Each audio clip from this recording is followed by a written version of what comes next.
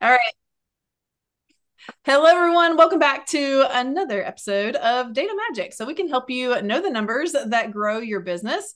Today, Drea and I are going to be talking about the data magic and data analysis that we have used with one of our veterinarian clients to really help catapult her revenue, profitability, and really sanity. She was trying to get a lot of things streamlined in her veterinarian practice without, working crazy hours, and without sacrificing even more investment into strategies and things like that. So she was really getting to this place where I just want to be very clear on what is working and what is not working. And so that's one of the key things that we were helping her with in her journey specifically. So, Drea, do you want to tell us a little bit more about like where this client was starting out? Like what were some of the key things that she was needing to understand so that she could grow her business with more profit? Yeah, so when she first started working with us, her net income was very lean. So overall revenue was strong, but that net income piece was lean, and there were many months that her net income was negative. So that led to cash flow issues. She'd taken out loans. Being a veterinarian practice, she has a lot of equipment purchases. So that puts a lot of debt payments that are regular and due on a regular basis, and then the ongoing expenses to run the business. So labor is a very big expense, having a full team, as well as cost of goods sold for any internal things that they're purchasing to service the patients, the mostly dogs and kitties, as well as products that they sell. Awesome. So that's why one of the first metrics we want to tell you about today is so integral because this is something a little bit different than what the standard bookkeeper or fractional CFO might go over, but it's also something that is tied very closely with what's happening in the day to day. So that's why one of the first reasons we wanted to track payroll came in as one of those top key performance indicators. Like how can we manage the payroll to make sure that there is going to be cash in the bank to hit payroll, that there's also going to be enough cash resources to keep this thing moving as we were working on getting from very sliver of net income to really widening the gap and getting more and more profit margin. So Drea, do you want to talk a little bit more about payroll? Yeah, so in this scenario, and this is where, as Lane said, it'll be different than maybe a bookkeeper would track this or a fractional CFO, is that we're really helping identify what the overall payroll number is, but that payroll number is in comparison to revenue. So what is the percent of payroll as a function of revenue, to get an idea of, okay, if you're spending this much on your labor, which is required for the services, what does that look like in terms of what you're bringing in versus having to do that math every time to say, okay, here's where payroll revenue minus cost of goods sold minus payroll minus all of the other expenses. By understanding what that percent of revenue is, you can very quickly see, as Lane is pulling this chart together, you can really quickly see where those anomalies are of, okay, this particular month, payroll was 50% of our revenue. And I inherently know my other expenses are also 50% of my revenue. So it's a key indicator of, okay, we're going to have some cash flow issues. The other big piece, this is this particular business that they are W-2 employees. So they do payroll twice a month. And there are going to be 2 months of the year that, well, twice a month, every other week, so bi-weekly. That means 2 months out of the year that there are 3 payroll periods. And so we want to help them understand when they're planning their business, that they know, and I don't know offhand what they are, but let's just say in July, your payroll is going to be a third higher than it normally is, and helping the client plan for that larger expense. Hmm. Absolutely. So, just bringing it back to profit basics, right? Like revenue minus expenses equals profit. So there's only a couple of key levers that this business owner can pull right now. There's the, hey, I can reduce cost of goods. which includes, reducing the payroll expenditure, or I can also look at increasing the revenue that my team can support me in doing. So like instead of just, one of the more powerful things that I remember from my corporate days, I worked for a manufacturing company locally, and the writing was on the wall, like that we were coming down, down, down. But one of the most profound things the CEO said was like, we're not going to save ourselves profitable. So like while this business owner could absolutely look at ways to reduce, there was also this very clear sign, and the data was telling us this, that we also want to tighten up the payroll, want to do more with less here, but also we've got to really increase revenue so that we can get this wider gap, right? So on those negative months, they might still happen from time to time, but I need to know that I've got enough green months coming in a total 12-month period. Maybe July, everybody's on vacation and they're not coming in for their vet appointments. So like we can plan for that, but making sure that, hey, over time we're getting more and more of this green, profit margin happening in the business. Dre, anything to add to that? Yeah, so I think we're going to start to move to this and kind of tactics around that. So I'll let you continue. Okay, cool. Well, so this is what one of the things, like once this is such a clarifying, I feel like, metric to look at, because sometimes, if you didn't have this purple line and you just saw payroll, like, all right, payroll's consistent. Like that seems like a good thing, right? But then when you layer on the revenue piece, now you start to see not just expenditures, you start to see the problem. Like if you could help a business owner just identify like what's the core problem in your business right now, you're already like milestones further away than most other people, because most other people are just like, head in the sand, just trying, maybe I'll just try to do something a little different than yesterday. But this really articulates where the biggest problem is, which leads us into the second biggest metric that was important to look at here. And if you're not looking at this metric in particular, you could get caught up with, I need to start letting go staff, or you could get caught up with, I need to lower my prices so that I can get more people in. So instead, what we helped this client focus on was average invoice billing.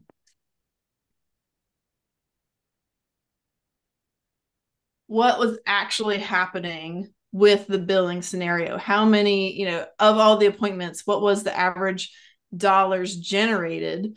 And what kind of data insights could we see when we start breaking this down? So Drea, you want to take us into that scenario? So this metric is very simple to follow, but it highlights a lot of the business practices. So for this particular client, she is a veterinarian, and I will generalize, but she just certainly fits the stereotype. She has such a big heart, and she does not want to charge her clients more.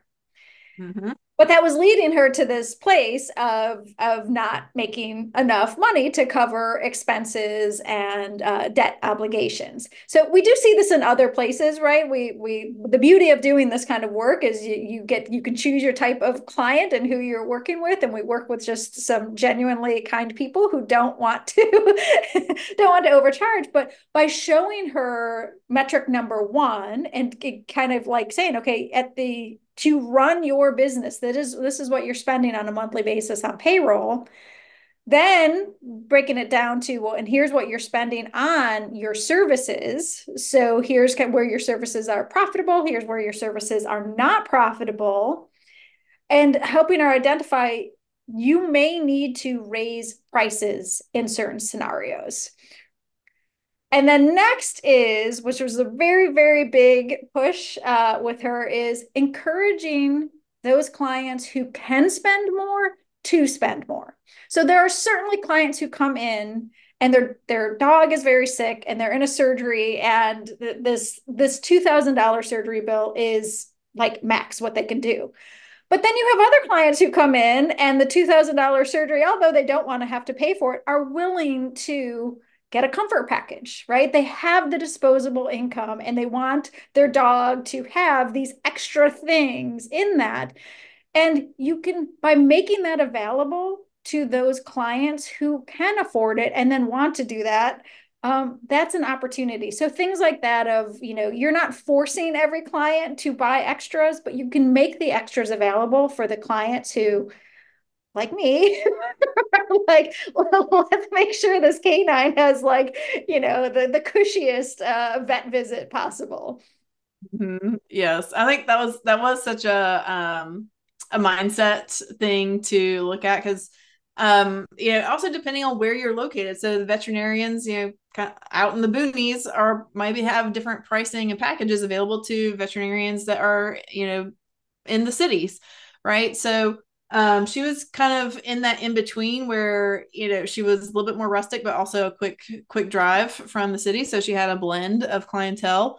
And so being able, and I just started this as like a extra takeaway for you guys, but like to audit the profit by service was like the starting point. So we did look at that first so that we could see like, hey, is there opportunity or opportunity and also a requirement to change pricing so that it's not going to help anybody in the city or in the country if she's out of business. Yeah, and So again, with that underneath it, there were certainly services that she was making no money and potentially even paying the clients to provide. yes. So being able to look at that to see where we needed to change prices just to, stay with some incremental profit margin. And then also like what are some add-on packages that don't necessarily cost a lot of money for her to deliver, but does provide that extra level of comfort or extra level of care that, those with more disposable income would be happy to, provide that for their pet. So over time, like this is what we would want to see is like, hey, based on like, maybe by week 3, we changed pricing on everything that was non-profitable. So it went from a $25, fee to a $35 fee. And I think we changed pricing. I don't think anybody mentioned it Yeah. that I recall. She's Yeah. had no response to any price changes. Yes. Yeah. So not many people are like really scouring, like, well, what was my vet bill July of last year versus this one this year, right? Also, there's also a understanding of where she is in the market. Mm-hmm. So there was also a little bit of fact finding of, okay, here's your exam fee. How does that compare to the market and so forth? So you don't want to just blindly raise the price when you have competitors. But what it turned out is that she was equal to or below many of the other vet practices in the area. Mm-hmm. Yeah. So yeah, there wasn't really a better place for them to go to saying like, oh, well, the person down the street was less expensive. Actually, they were the same or more. So yeah, good market research performed in this scenario as well. But basically, like this wasn't like an immediate like huge revenue swing. This was something that was very incremental, like week over week, just a little bit better. Like, hey, did all of the pricing get converted over? Were some people like, did any have any system errors that we need to check in? So this is something, but it was also very important to keep tabs on it week over week so that we could see that it was improving as well. I see. Notice this isn't total invoice dollars. This is average invoice amount, so that we could see if that average invoice amount was going up or down. Because again, like you might have appointments decrease, you might have appointments increase, but overall, is that average invoice amount trending upwards? All right. So the last but not least metric we wanted to share with you guys here today was also instrumental in getting this business more profitable.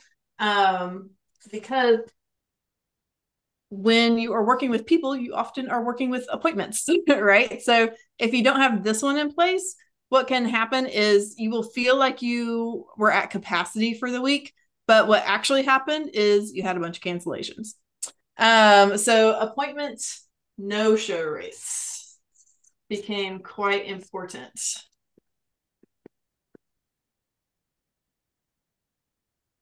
I mean, and I'm in the digital service world, so even I have no show appointments, and all people have to do is like click a button and like be present. Here we're talking about like not just getting yourself to a physical location, but also getting your pet to a physical location. So the no-show rates could be quite high. So Dre, do you want to talk a little bit about what this scenario looks like? Yeah, so again, our veterinarian has this huge heart. So she wanted to be really understanding on no-show rates, but over time, it just became very clear how much this was impacting the business, right? She is paying the payroll that we've laid out, but then she has these times where the revenue isn't coming in and it is too late in the day, right? If they don't show, they can't rebook that time. So it's the lost revenue. And then number two, this particular client is functioning at full capacity. So a lot of times the clients can't get on the schedule unless it is an emergency, can't get on the schedule for 2 to 3 weeks. So that's also a missed opportunity because sometimes clients, if they can't get on the schedule, will find somewhere else to go. So these no-show rate has this compounding effect to the overall business. And so it was really then, what can she do in the business to impact this, and then is that impact actually having results? So things that they started to work on was reminders in terms of how they were reaching out, and so forth. And then that wasn't quite enough, and so then they had to kind of move to a fee where it was on a missed piece. And this for her, as I mentioned, like where she was did not want to raise prices, didn't even want to like offer additional kind of non-necessary services. It was really hard for her to make the decision to charge a fee for a missed appointment. But it continued to be an issue and then ultimately moved to a 3 strikes and you're fired scenario.